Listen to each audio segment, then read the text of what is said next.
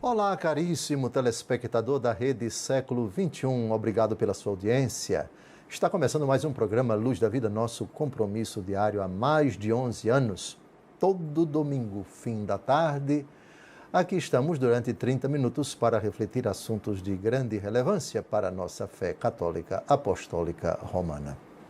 A nossa ousada aventura para estudar os Salmos está apenas começando, ainda estamos na parte introdutória. O nosso propósito, já há vários encontros, é exatamente investigar esse manancial inesgotável, esse abismo de riqueza, de graça, de dádivas, que é o Saltério, que é o livro do Antigo Testamento composto de 150 salmos. E vamos fazer isso com os padres da Igreja. Ler, entender, rezar e, lógico, praticar os salmos. A exemplo de Nosso Senhor Jesus Cristo, que tinha no livro dos Salmos uma referência fundamental para a sua vida de oração. Jesus, o cantor dos salmos. Jesus, o orante com os salmos.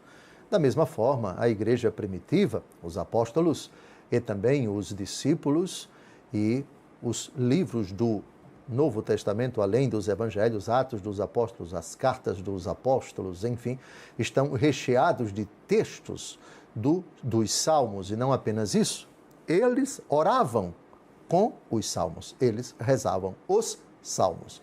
Isso é motivo suficiente para que nós afirmemos com segurança que esse assunto é da mais alta importância para a nossa fé católica apostólica romana.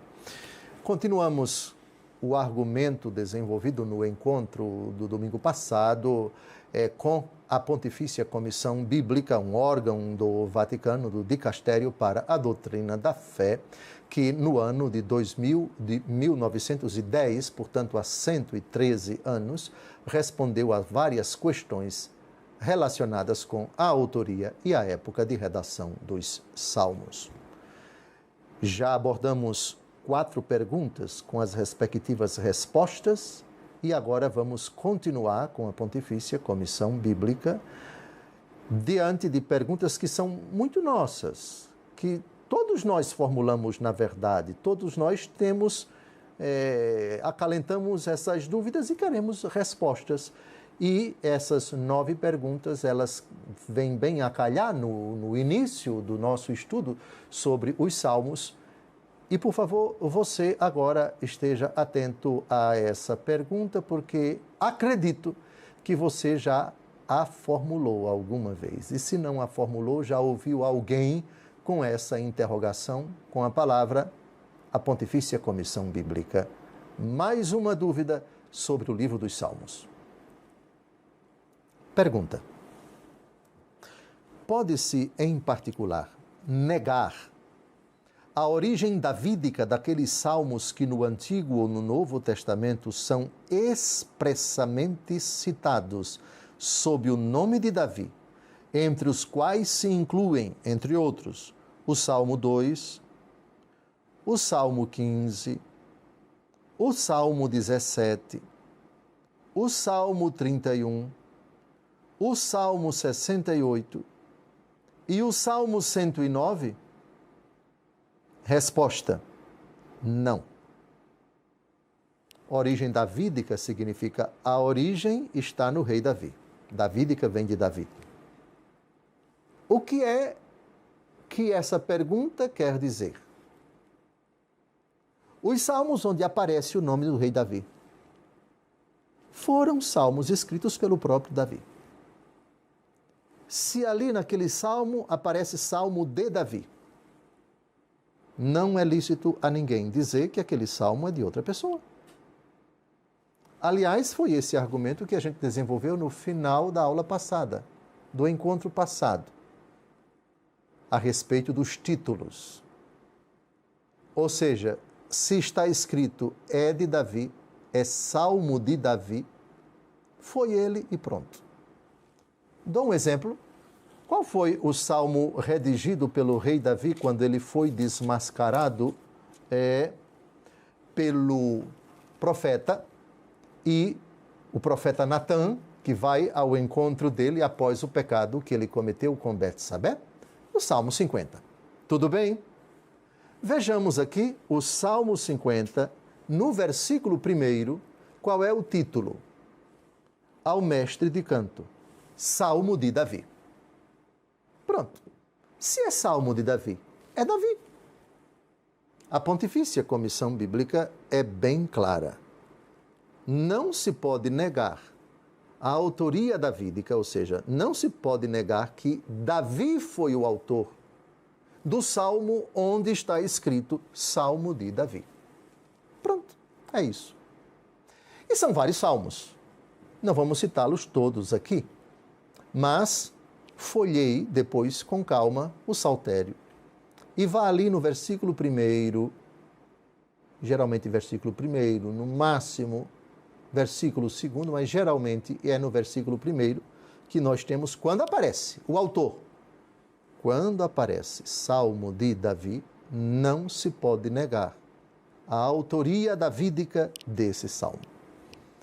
Também no Novo Testamento. No Novo Testamento, há várias passagens em que ou o próprio Jesus ou os apóstolos, eles dizem claramente, Davi escreveu, Davi falou, Davi recitou, Davi isso, aquilo outro. Eu acho que foi na aula passada que eu fiz a seguinte observação. Por que não é lícito você negar? Se você insinua que aquilo que está escrito não é verdade, você cria um precedente perigoso, porque você está insinuando uma inverdade, para não dizer uma mentira. Ou seja, você está insinuando que o Salmo contém algo que não é verdadeiro. Vamos então repetir de novo a pergunta. Os salmos que tanto no Antigo como no Novo Testamento são atribuídos a Davi, é lícito você negar a autoria de Davi? Não é lícito. Não é permitido. Não se pode negar a autoria de Davi, quando no Salmo, lá no começo, esse Salmo é atribuído a Davi. O Salmo clássico, Salmo 50, ao mestre de canto, Salmo de Davi. Pontifícia Comissão Bíblica é de Davi e pronto. Agora, nós vamos recordar alguma coisa que não abordamos até agora. Outros autores que não são Davi. Nós já vimos que Davi é o autor de muitos salmos. Já vimos que Davi é o principal poeta do saltério, que ele redigiu vários salmos, muitos salmos, mas não redigiu todos os salmos. Vamos dar uma olhada no Salmo 38, para a gente perceber quem é o autor deste salmo. Salmo 38. Ao mestre de canto, a Iditum, Salmo de Davi. O salmo é dirigido a um cantor. Mas aqui nós temos Salmo de Davi. De quem é o salmo? A resposta já foi dada pela Pontifícia Comissão Bíblica. Tá bem? Agora vamos a uma outra questão. Há um outro autor. Vamos ao Salmo 49. Salmo de Asaf. Aqui não é Davi. É uma outra pessoa, chamada Asaf. Vamos a mais um salmo. O Salmo 48. Ao mestre de canto. Salmo dos filhos de Coré. Salmo dos filhos de Coré. Então já temos aqui pelo menos 3 autores diferentes. Asaf é uma pessoa. Filhos de Coré são várias pessoas. Olha que interessante. Salmos com vários autores. Um salmo redigido por vários autores. Que interessante. Davi é o principal, vírgula, mas não é o único autor do saltério. Davi, Asaf, os filhos de Coré, tem também Emã, tem também Etan. Todos esses lá no começo. Ou seja, esse salmo é de fulano, esse salmo é de fulanos, ou cicranos, ou beltranos. Isso é maravilhoso, porque mostra uma diversidade literária, uma diversidade teológica, por que não? Uma diversidade também de momentos, de acontecimentos diversos que motivaram a redação daquele salmo, momentos de alegria, de júbilo, de vitória, depois de batalhas. Israel saiu-se vitoriosa diante dos seus inimigos, redige-se um salmo naquele momento, naquelas circunstâncias bem precisas, mas também de dor, de tristeza, de aflição, de dificuldade, de clamor a Deus para que Ele intervenha, para que Ele proteja, para que Ele guarde, para que Ele defenda. E o bonito, escrito por pessoas diferentes. Que maravilha! Não afetaria a nossa fé e também nos alegraríamos se Davi fosse o autor dos 150 salmos. Maravilhoso seria, mas Deus não quis assim.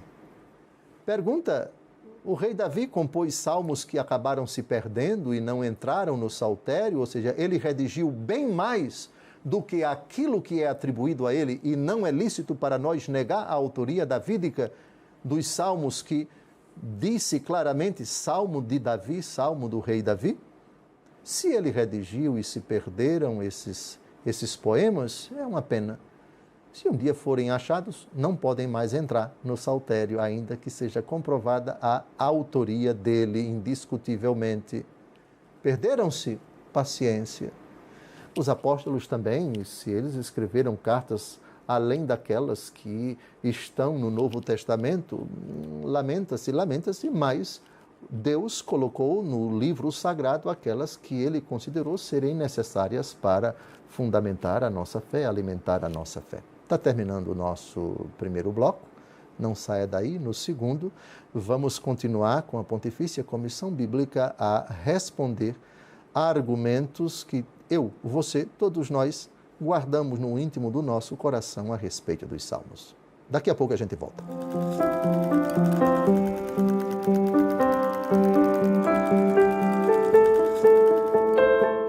Olá, caríssimo telespectador da Rede Século XXI, obrigado por ter permanecido conosco depois desse breve intervalo. Está começando o nosso segundo e último bloco do nosso encontro semanal, programa Luz da Vida, dedicado à parte introdutória do estudo dos Salmos, os Salmos na nossa vida. Vamos mais para frente, terminado o estudo introdutório,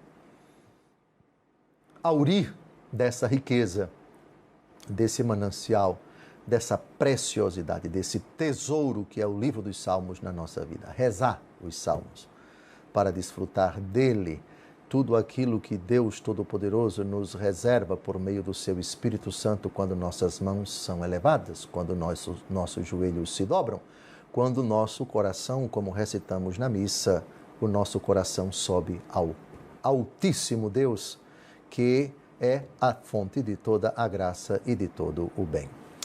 No primeiro bloco, nós, com a Pontifícia Comissão Bíblica, perguntamos e ela respondeu a uma pergunta muito interessante a respeito do estudo dos Salmos. Agora vamos a mais uma pergunta, essa é a sexta. No ano de 1910, a Pontifícia Comissão Bíblica, órgão que atualmente é vinculado ao Dicastério para a Doutrina da Fé, respondeu a 9 questões apresentadas por bispos do mundo inteiro que queriam dissipar essas interrogações que são minhas, que são suas, que são nossas, coisas ligadas à autoria, à redação, época de redação dos Salmos e assim por diante. Vamos a mais uma pergunta e a mais uma resposta da Pontifícia Comissão Bíblica. Eu garanto que essa pergunta você um dia já se formulou, ou formulou a alguém, ou ouviu alguém formular para você. Vamos lá. Pergunta: pode-se admitir a opinião daqueles que afirmam que alguns dos salmos do Saltério, sejam eles de Davi ou de outros autores, foram divididos em vários ou reunidos num só, por razões litúrgicas e musicais, ou por alguma negligência por parte dos redatores, ou por outras causas desconhecidas, e da mesma forma que outros salmos, como o Miserere Mei, Deus, para torná-los mais adequados às circunstâncias históricas ou às solenidades do povo judeu, foram ligeiramente retocados ou modificados, com a supressão ou adição de um ou outro versículo, preservando, todavia, a inspiração de todo o texto sagrado? Resposta: sim, para ambas as partes. Admitir que os salmos foram agrupados numa época, e mais para frente a gente vai ver que o saltério foi dividido em alguns blocos. 4 blocos, outra versão coloca em 5 blocos. Já vimos que a redação dos salmos, a numeração dos salmos, ela diverge dependendo da língua em que foi escrita ou traduzida a escritura. Vimos o texto hebraico, a língua original, depois vimos o texto, a versão da Septuaginta, a versão dos 70, do hebraico traduziu-se o Antigo Testamento para o grego, depois nós vimos a língua vulgata, o latim vulgar no tempo de São Jerônimo, e a numeração dos salmos do texto hebraico, o texto grego e o texto latino. A numeração diverge em alguns salmos. Isso nós já tratamos no antepenúltimo programa. Pois bem, então o que é que nós temos nesses séculos todos? Vamos admitir pelo menos 1 milênio, no máximo, se procede aquela teoria, aquela opinião de que os salmos mais antigos, foram redigidos em épocas bastante anteriores a Davi. Vocês sabiam que tem um salmo atribuído a Moisés? Sim. O autor seria Moisés. Moisés viveu no ano 1250 a.C. Davi, ano 1000. Entre 1250 e 1000, nós temos o quê? 250 anos de diferença. A hipótese de que um dos salmos teria sido redigido pelo próprio Moisés. Se verdadeira essa teoria, essa opinião, essa possibilidade, nós temos um salmo muito antigo, porque muito anterior ao próprio rei Davi. Davi, então, não seria o primeiro a ter redigido os salmos, isto é, se outros foram redigidos, foram após o rei Davi, ou concomitante ao rei Davi. Bom, em todo caso, o que é que nós temos? Nós temos um lastro de tempo enorme, grande, e textos conservados em pergaminhos.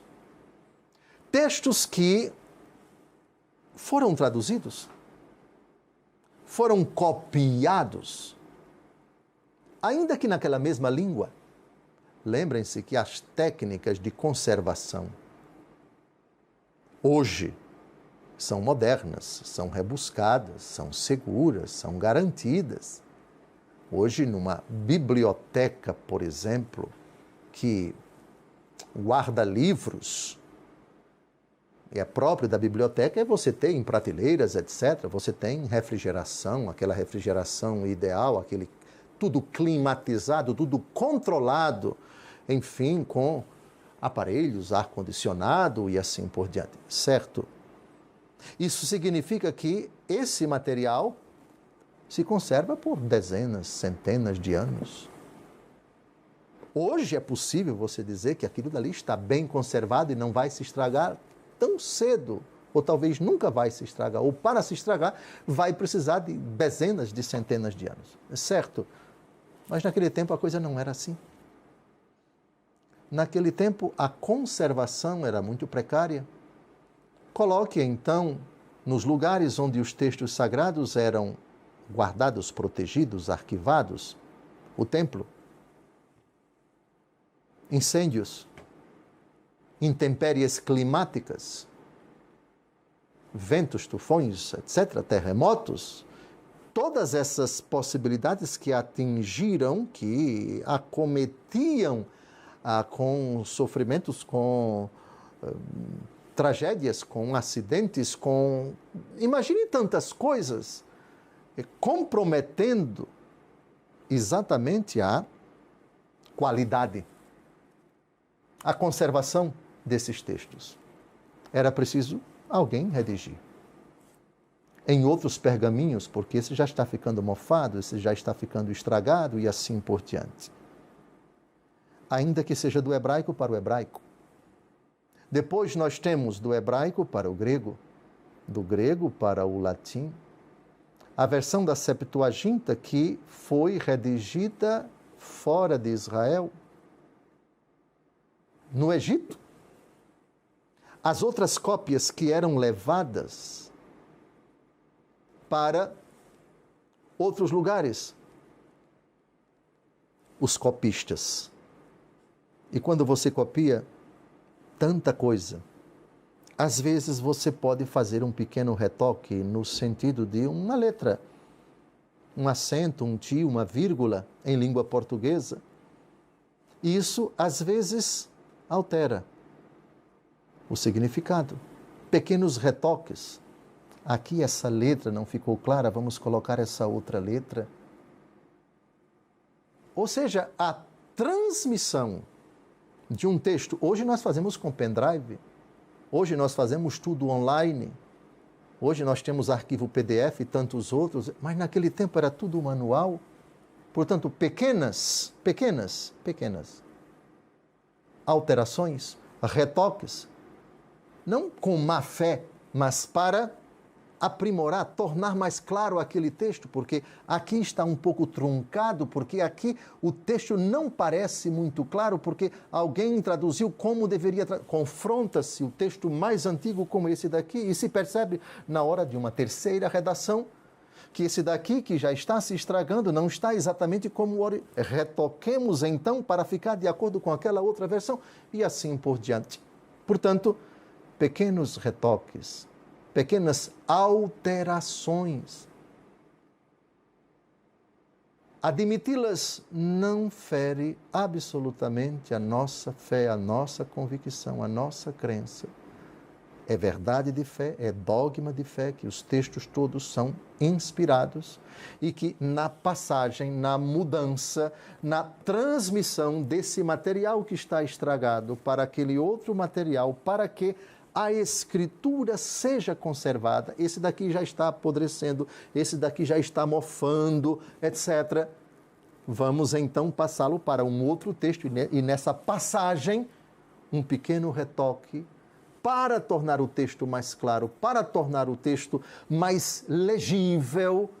Essas pequenas alterações aconteceram e admitir isso não fere em absoluto a nossa fé.